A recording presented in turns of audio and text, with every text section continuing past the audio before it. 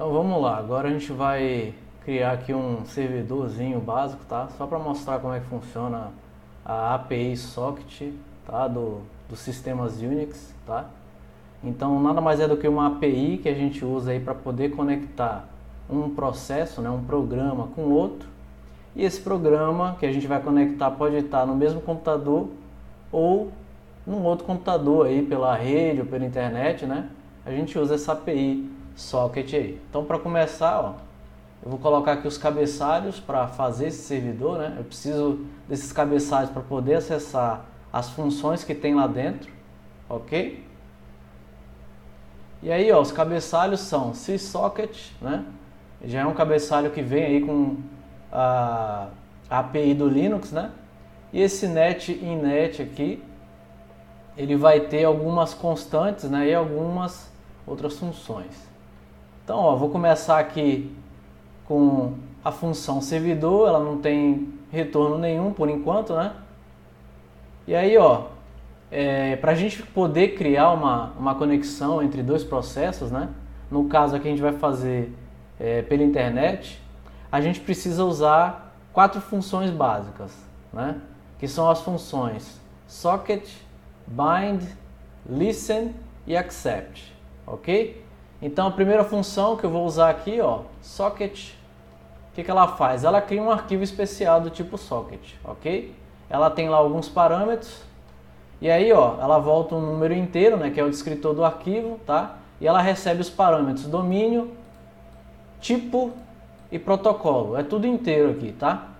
E esses parâmetros, ele vai receber aqui no caso algumas flags, né, algumas constantes, né, que são valores que já vem naqueles cabeçalhos lá que a gente colocou, né? E são algumas constantes que a gente vai inserir aqui para que a gente não precise lembrar um número de cabeça, né?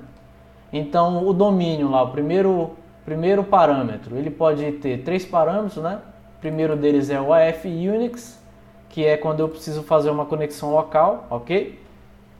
Então eu tenho lá 2 programas, eu quero conectar os 2 programas na mesma máquina, eu vou usar essa constante aqui, AF Unix, tá? A segunda, AF Inet, é para protocolo IPv4, né? Então aquele IP lá com 4 números separado por ponto, ele vai ser um IPv4, ok? Então, e eu tenho a FNet 6, né? Que é para o IPv6, que aí já é um IP com mais valores, né?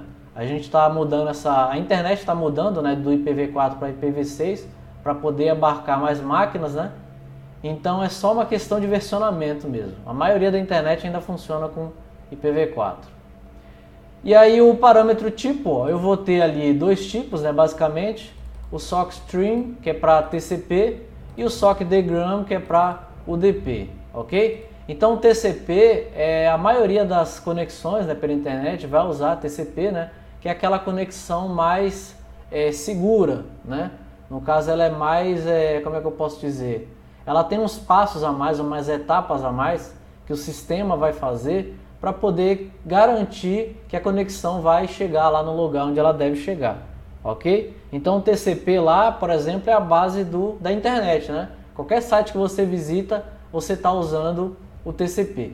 E o UDP é uma versão mais baixo nível, né, do TCP, tá? A diferença é que o TCP ele vai usar conexão, né? Ou seja, ele manda uma série de pacotes entre o processo 1 e o processo que está sendo conectado, né, para poder verificar que existe uma conexão. E o UDP ele é mais solto, né, ele tem menos recursos aí para você verificar que existiu algum erro ou não, tá? Então, fazendo uma analogia aqui, o TCP é como se fosse uma ligação entre 2 telefones. E o UDP é como se fosse enviar ali um pacote ou uma carta pelo correio, tá? O TCP, você precisa ter os 2 telefones, né, instalados para poder ligar entre um e outro. E o UDP não, você só precisa colocar lá um endereço numa carta, se aquele endereço existe ou não, isso aí não é problema seu, né? O correio que vai descobrir lá se aquele endereço existe ou não, ok? Então tá aí a diferença entre TCP e UDP. O TCP, ele é mais, ele corre menos risco, né, de ocorrer algum erro, e o UDP ele é mais solto em compensação ele é mais leve, né? Geralmente o TCP ele vai colocar aí algumas informações a mais no teu pacote, né, que vai ser enviado pela internet, e o UDP ele é mais simples, né? E aí o retorno dessa função socket, ele dá -1 caso de erro. Esse protocolo aqui, ó, a gente sempre vai usar 0, tá? Você tem alguns casos especiais que você usa algumas flags, mas aqui no nosso caso a gente sempre vai usar 0 para conectar aí com a internet, ok? Então eu coloco aqui a função socket, uso a fnet, né, porque eu quero IPv4, né? E uso sockstring porque eu quero a conexão TCP. E o protocolo vai ser 0, tá? Ele vai retornar um descritor de arquivo e esse arquivo é o arquivo socket, tá? Repare que isso aqui não é um arquivo de verdade, ok? Esse arquivo não vai existir no teu HD, ok? É só uma representação, tá? Por que que usa o arquivo? Porque esse arquivo aqui ele pode ser usado em outras funções, né? Que são usadas em arquivos comuns, ok? Para poder voltar informação sobre esse socket, certo? Então isso aqui é apenas uma facilidade, tá? É apenas uma coisa que já é comum aí na programação em C. Você usa arquivo para tudo. Se você for estudar ali como é que funciona o sistema Linux ou outros sistemas Unix, né? Você vai perceber que é tudo arquivo, tá? E o socket não é diferente, tá certo? E aí, ó, se o arquivo socket for -1, quer dizer que deu erro, ó, não foi possível criar o arquivo socket e eu dou um retorno na função, né? Eu não vou seguir ali com as outras funções, porque se deu erro aqui, ele não vai funcionar logo em seguida, tá? Depois de criar o socket, eu vou chamar uma outra função chamada bind, tá? Socket em inglês significa tomada, tá? É como se fosse uma conexão ali que você vai criar. O bind, em contrapartida, ele é como se fosse ali eu instalar o fio nessa tomada, ok? Então eu criei uma tomada aqui em cima, socket, e agora eu vou dar um bind, que é o que? Eu vou plugar o fio nessa tomada. O que seria esse fio? É o endereço IP, né? E uma porta, ok? No pacote lá que você vai enviar entre um programa e outro, né? Pela internet ou não, ele vai ter que ter ali, né, um lugar para ir, né? Então quando é AF Unix, quando é local, esse endereço nada mais é do que o endereço lá do teu aplicativo, né? E quando é pela internet, quando é IP, você vai colocar um endereço IP aqui e uma porta, tá? Então lá no teu pacote que você envia pela internet, ele coloca lá o endereçozinho IP, né? Que geralmente lá é, sei lá, 200.20.30.40, né? Um endereço lá com 4 números, separado por ponto. E a porta é mais um número para identificar a aplicação dentro do computador, ok? Então você tem um endereço ali para dizer qual computador você quer na internet e você tem uma porta para dizer qual aplicativo naquele computador vai receber aquele pacote, certo? E aí, ó, a função muito simples, ela volta um número inteiro, ó, bind. Você tem lá o arquivo socket, que é esse arquivo aqui que a gente criou aqui em cima, tá? Você coloca como parâmetro. Depois você tem uma estrutura chamada sock_addr, tá? É o endereço do socket, tá? É uma estrutura aí para endereço. Como esse socket que a gente criou aqui em cima é para IPv4, a gente precisa colocar um endereço IP ali para ele poder receber. O detalhe é que essa estrutura aqui ela vai mudar de acordo com o tipo de conexão que a gente, né, o tipo de domínio que a gente escolher aqui em cima, tá? Então essa estrutura de endereço aqui ela vai mudar. E o sock len, né, length em inglês é tamanho, né? É o tamanho dessa estrutura na memória, tá? Então vai ser aí alguns bytes, né, que vão ser colocados aqui. A gente vai pegar esse tamanho com a função sizeOf, ok? E aí, ó, ela retorna, quando é sucesso, ela retorna o número 0 e quando é erro, ela retorna -1. E aí, ó, eu primeiro preciso criar essas estruturas, né? Então tá aqui, ó, estrutura em ADDR, né? Essa estrutura, ela já vem naquele cabeçalho lá que a gente colocou, tá? Lá em cima. Então isso aqui não é uma coisa que você precisa criar, você só precisa colocar os dados que ela vai receber, né? E essa estrutura a gente vai chamar de IP do servidor. Então aqui dentro a gente está populando somente uma variável, né? Que é a SADDR. A DDR é uma diminutiva aí de address, tá? Address em inglês significa endereço, tá? E aqui, ó, é uma flag, tá? É uma constante que já vem naquele cabeçalho lá que a gente usou lá em cima, tá? Então aqui, ó, eu tô pegando um address N. N em inglês significa qualquer um, tá? Então ele está usando um IP genérico, ok? Que nesse caso é o 0.0.0.0. O que esse endereço vai fazer? Ele vai fazer o seguinte: se eu quiser conectar pela internet com esse computador aqui local, né, com o computador que está rodando esse processo, ele vai conseguir apenas digitando o endereço correto lá do meu sistema. Então o que acontece aqui? Eu posso mudar o IP do meu computador a qualquer momento, que ele já vai receber, né, esse pacote, né, caso a porta seja correta, ok? Então esse IP genérico aqui eu não preciso ficar sabendo de antemão qual que é o endereço IP da minha máquina, tá? Eu coloco lá um IP genérico e na máquina que ele rodar, né, na máquina que esse processo rodar, que esse programa rodar, ele já vai escolher lá o IP para mim, ok? Depois eu crio lá a variável porta, tá? Ela é do tipo uint16, tá? O que é isso aqui? Nada mais é do que um atalho para unsigned integer do tipo short, ok? Então é um inteiro sem sinal, tá? Do tipo short, que ele vai ter 16 bits, né? Ou seja, são 2 bytes aí para poder pegar essa porta. O que isso quer dizer? Para cada sistema eu tenho 65 mil portas para poder entregar um pacote ali naquele endereço, ok? E aí, ó, isso quer dizer o quê? Que 65 mil portas são, basicamente, né, numa troca simples, são 65 mil programas que eu posso rodar nesse sistema, né?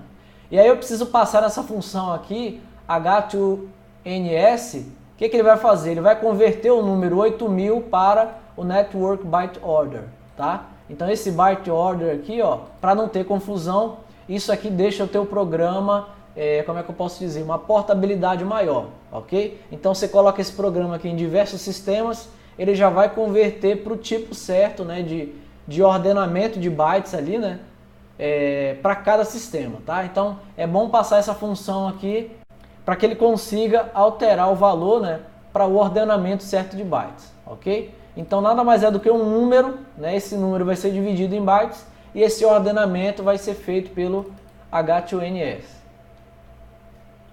E aí, ó, finalmente a estrutura sock addr in, tá? Endereço do servidor. Essa estrutura aqui que vai receber essas duas informações aqui, ok? Então a primeira é o IP do servidor, a segunda é a porta e a terceira é uma outra estrutura, né, entre aspas, uma estrutura genérica, tá? Que vai receber essas duas informações aqui, ok? E aí como é que eu faço isso? Primeiro eu vou zerar essa memória, né? Então eu tenho lá o endereço do servidor, eu vou dizer que vou usar a função memset, tá? Eu vou zerar ela, o tamanho da estrutura, você tem ali uns 20 e tantos bytes, né, de estrutura, tá? E aí, ó, endereço do servidor, eu coloco aqui 0, que é o que eu vou colocar lá nessa área da memória, e size of endereço do servidor, ou seja, ele vai pegar o tamanho da estrutura, endereço do servidor e vai colocar 0 em todos os valores ali, ok? Para quê? Para que eu não tenha erro na hora que eu for usar essa estrutura, tá? Quando eu coloco essa estrutura aí na memória, a memória ela vem suja, a memória vem cheia de coisa que a gente não sabe o que é, tá? O sistema entrega a memória do jeito que tá pra gente aqui. E aí, ó, a gente precisa limpar ela com essa função memset. E aí, ó, eu vou colocar ali as variáveis que eu preciso, né, inserir nessa estrutura aí. Primeira variável, SYN_FAMILY, tá? Família, né, de conexões, é o mesmo AFNet que a gente usou aqui. O que isso quer dizer? Quer dizer que é um IPv4, né? A gente está usando aí o IP versão 4. Depois o endereço, né, que é o IP servidor que a gente colocou aqui em cima, ó, qualquer endereço, né, um endereço genérico, um IP genérico, né? IP servidor, ó, tá aqui.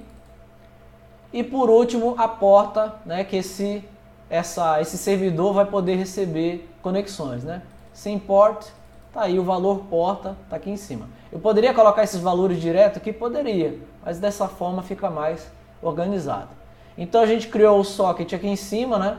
É como se fosse a tomada, né?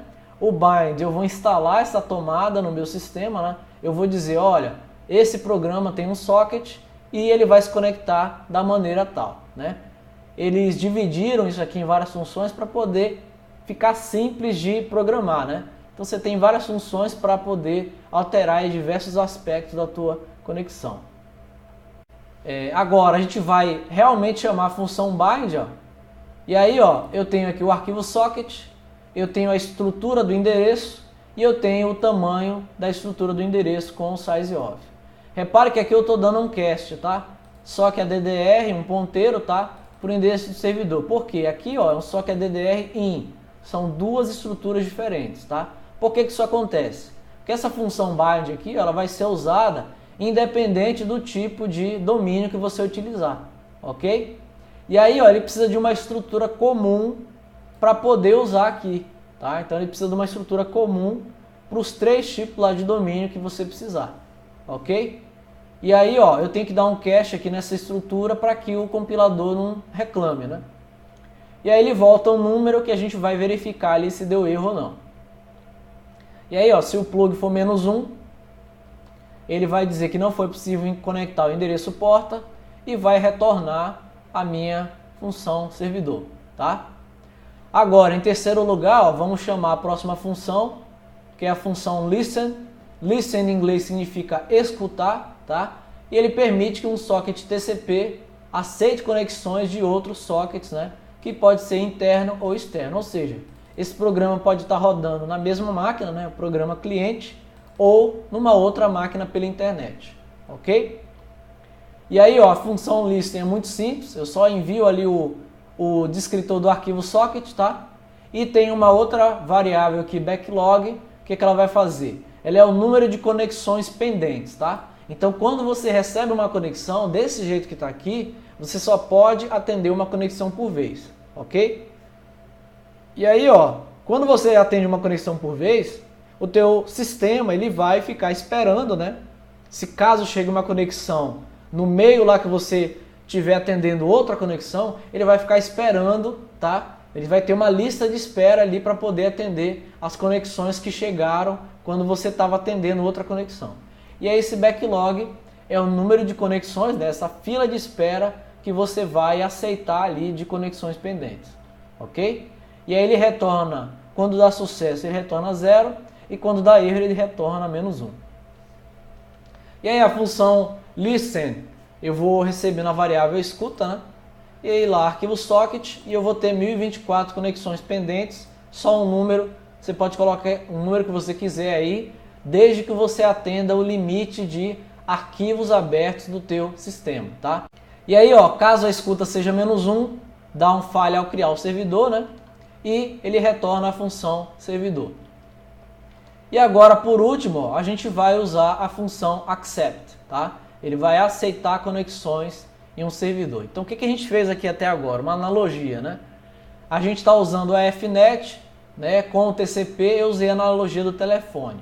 E aí, o que acontece? Eu coloquei aqui a tomada do telefone, conectei essa tomada com a central de telefonia, né? E aí, ó, eu conectei o fio no telefone, tá? Nessa listen. E o accept é a mesma coisa do que eu ficar em casa esperando receber uma ligação, tá? A ligação só vai acontecer se tiver alguém lá para atender o telefone, tá? E é isso que o accept faz, né? Ele diz para o teu sistema que, olha, caso chegue uma ligação, você passa para mim que eu atendo, tá? Então, accept em inglês é aceitar, né? E essa função, ela vai bloquear a execução do teu programa, né? No caso da thread, até que uma conexão aconteça. Então, o programa ele vai ficar lá esperando, tá? Que é aquela coisa que eu falei, a pessoa fica do lado do telefone esperando o telefone tocar. E essa thread aqui, ó, ela é como se fosse o teu programa, né? Todo programa que executa na tua máquina, ele vai ter uma thread principal. O que é essa thread aqui? É o estado da função que está sendo executada no momento, tá? Então ele vai parar essa função, nesse caso, a função servidor, ele vai parar essa função servidor até que chegue uma conexão, ok?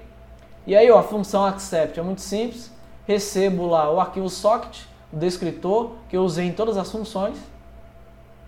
E aqui, ó, eu tenho a mesma socket DDR lá que estava lá em cima, ó, só que dessa vez é uma outra variável, né? Que é uma estrutura endereço, só que do cliente, tá? Então aqui em cima é a estrutura e tamanho do endereço do teu sistema, e aqui é a estrutura, endereço e tamanho do endereço do cliente, né? Da pessoa que está conectando com o teu servidor, ok?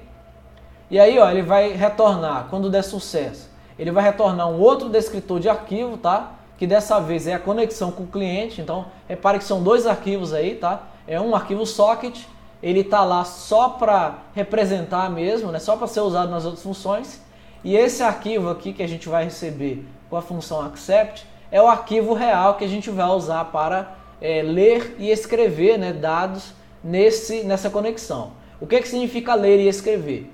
Quando você lê, você está recebendo informações lá do teu cliente, né, da tua conexão. E quando você escreve, você está enviando informações para o teu cliente, para a tua conexão. Né? E quando dá erro, ele dá -1. Beleza. E aí, ó, para que esse accept aqui funcione, ele vai bloquear uma vez, caso venha uma conexão. É isso, ele recebe a conexão, faz o que tem que fazer, fecha a conexão com o cliente e bola para frente, o teu programa acaba. A gente precisa usar esse while aqui, ó, né, esse while verdadeiro, né? Então aqui ele está fazendo o papel de verdadeiro, tá? Isso aqui vai ser um loop infinito, ele vai ficar lá esperando infinitamente. Então ele recebe uma conexão, ele vai fazer o que tem que fazer lá com aquela conexão e depois vai voltar para o mesmo lugar para a função accept. Para quê? Para que ele possa receber a próxima conexão, ok? Então esse while aqui, ó, é um loop infinito, certo? E aí, ó, no começo do while eu vou colocar ali, ó, aguardando uma conexão. E aí, ó, eu vou criar uma variável endereço cliente, né, diferente do endereço servidor. Mesmo tipo de estrutura, só que é DDR-in, ó, mesma estrutura aqui de cima, ok? Depois, eu tenho lá o tamanho do endereço do cliente, né, size of endereço cliente. E eu vou usar a função accept aqui, recebendo o arquivo conexão do cliente, tá? Então, o arquivo socket, né, eu já usei isso aqui em todas as funções. Só que a DDR endereço cliente, eu tenho que dar um cache aqui de novo para um ponteiro, tá? E o tamanho do endereço do cliente, certo? E aí, ó, caso a conexão do cliente seja -1, eu vou imprimir falha ao aceitar a conexão e em vez de dar o return, eu vou dar um continue, né, para ele passar para a próxima conexão, certo? E aí, ó, isso aqui eu conectei com o cliente, tá? Eu estou dizendo para o sistema que eu aceitei aquela conexão, ok? Só que eu não falei nada ainda, eu só peguei o telefone, coloquei no meu ouvido e não disse nada e não escutei nada, tá? Você precisa dizer para o sistema que você quer receber o que a outra pessoa quer falar e você quer falar alguma coisa para outra pessoa receber. Então primeiro aqui a gente recebe, tá? Eu vou criar um espaço na memória, tá? De 1024 bytes, do tipo caractere. Depois eu vou criar um número inteiro, né? Para o número de bytes aí que eu vou receber. E vou dar um read. Repare que esse read aqui é o mesmo read que a gente usou nas outras funções para ler de arquivo comum, tá? Então é a mesma função read, que em inglês significa ler, tá? Eu coloco aqui o arquivo que eu estou lendo, né? O lugar para onde eu vou ler e o tamanho, né? A quantidade de informação que eu quero ler daquele arquivo. E o detalhe importante aqui é o seguinte: 1024 bytes não quer dizer que eu vou receber 1024 bytes nessa leitura aí, tá? 1024 bytes, nesse caso aqui, é o máximo de informação que eu vou poder ler da minha conexão, ok? Então, se a minha conexão lá, o meu cliente enviar 10 bytes, eu só vou receber 10 bytes. Se ele enviar mais que 1024 bytes, eu só vou receber 1024 bytes, tá? Então, isso aqui é uma limitação, ok? Porque o espaço da memória só tem 1024 bytes. E aí, ó, eu vou dar um printf aqui, recebido, isso aqui é só pra gente testar, tá? Então, eu recebido aqui, porcentagem de, eu vou colocar o número de bytes primeiro, tá? Dou uma quebra de linha, ó, e aí eu coloco porcentagem S, que é a memória que eu recebi. Ou seja, quando eu conectar com esse programa aqui, ó, eu vou escrever alguma coisa lá do outro lado, ok? E vou enviar para cá. Aí vamos supor que eu enviei 10 letras. Ele vai aparecer aqui 10 letras, ó, recebido 10 bytes, e logo em seguida ele vai dar uma quebra de linha, né? Vai pular uma linha e vai imprimir o que eu escrevi lá no lado do cliente, tá? Ok?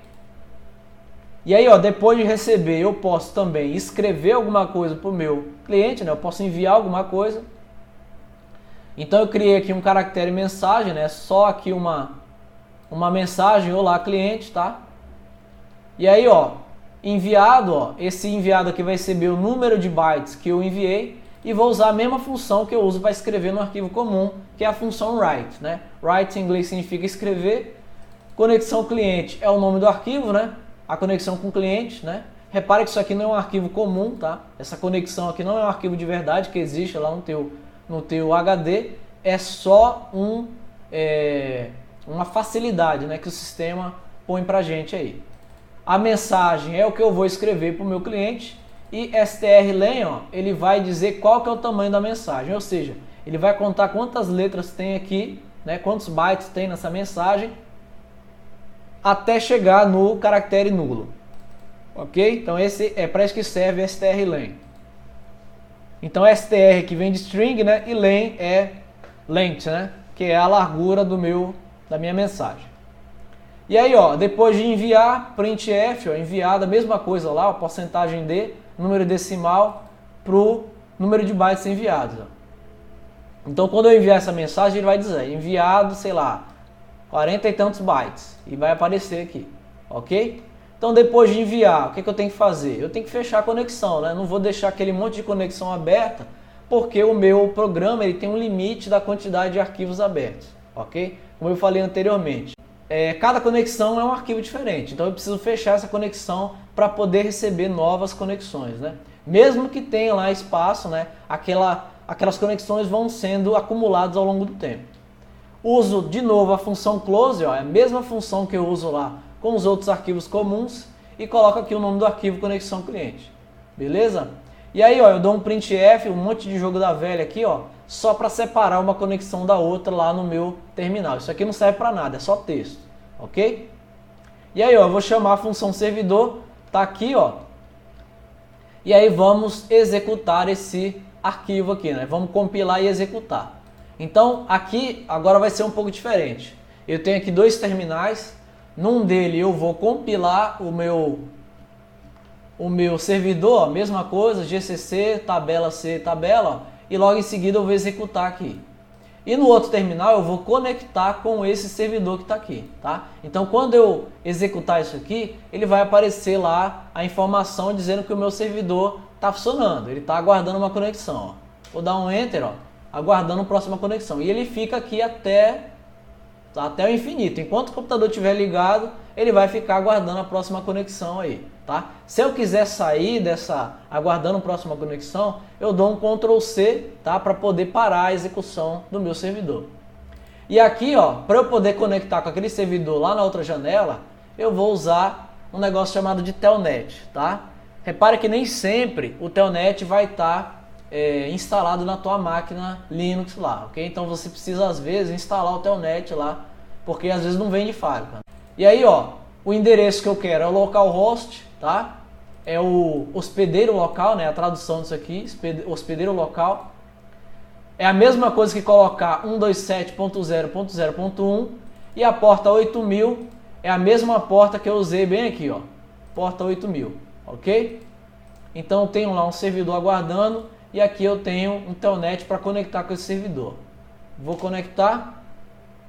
Conectado ao localhost, o caractere de escape é essa chave aqui, tá? Então esse chapeuzinho aqui não é o chapeuzinho de verdade. Você vai usar um Ctrl nesse lugar. Então se você der Ctrl chave para fechar, né, a chave direita, você vai sair do telnet, tá? E o que eu faço com isso aqui? Eu posso escrever uma mensagem. Olá 1, né? A mensagem 1. Olá 1, ó, servidor respondeu, olá cliente, a conexão foi fechada pelo servidor. E aqui, ó, recebido 7 bytes, olá 1, né, aqui já está incluindo aqui os outros bytes, né, que foram enviados.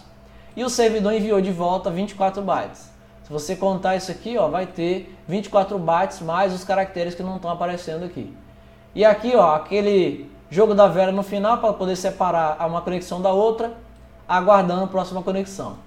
Se eu quiser conectar de novo, eu venho aqui nessa janela, ó, de novo, telnet localhost 8000, dou um Enter, olá 2, ó, E aí, ó, de novo o servidor disse: olá cliente, conexão fechada pelo hospedeiro, ó, e aqui a mesma coisa, recebido 7 bytes, enviado 24 bytes. Se eu quiser escrever outra coisa, ó, mensagem enviada pelo cliente, agora ó, o servidor recebeu 31 bytes, ó. E aí, ó, ele diz que a mensagem enviada pelo cliente, que é a mesma coisa que eu escrevi aqui, ó. Mensagem enviada pelo cliente, ó. Olá 2, olá 2, tá? E enviado 24 bytes, ok? E é assim que a internet funciona, tá? Isso aqui não está preparado ainda para você poder usar num site, né? Mas isso aqui é a base do que vai ser usado para poder criar um site, né? Para poder criar um servidor da internet, ok? Nesse caso, um servidor HTTP, né? Que é o servidor de hipertexto, ok? Então isso aqui é a base do teu servidor para poder você conectar ali com o teu navegador, por exemplo. Só que a única diferença é que em vez de mandar essas mensagens simples, você mandaria outras mensagens, né? Para eu poder fechar essa conexão, ó, como eu falei anteriormente, eu vou dar aqui um Ctrl C, ó, e aí ele vai fechar o servidor para mim. Se eu tentar conectar aqui, ó, ele diz que não é possível conectar com o servidor remoto, a conexão foi negada, né? Então, tirei aqui o meu servidor do ar e aqui eu vou fechar o terminal. Então é isso aí, se tiver qualquer dúvida, deixa lá no comentário lá embaixo. Você também pode entrar em contato comigo pelo e-mail, tá? prof.fjalex@gmail.com, ok? Eu dou aula pelo Skype, se precisar de C, C++, Python, HTML, CSS, JavaScript, qualquer coisa relacionada à web, só entrar em contato comigo, ok? E é isso aí, até a próxima.